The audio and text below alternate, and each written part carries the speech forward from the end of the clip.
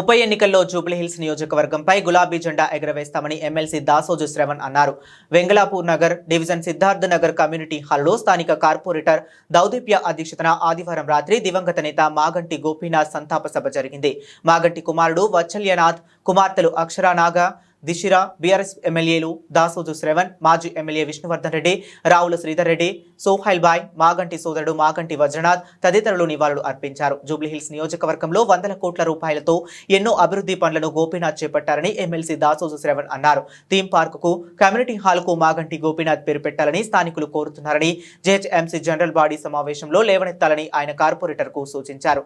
ఎన్టీఆర్ తర్వాత కేసీఆర్ మించిన నాయకుడు ఎవరూ లేరని, తన భర్త దివంగత నేత జూబ్లీహిల్స్ ఎమ్మెల్యే మాగంటి గోపీనాథ్ ఎప్పుడూ చెప్పేవారని ఆయన సతీమణి మాగంటి సునీత గోపీనాథ్ అన్నారు.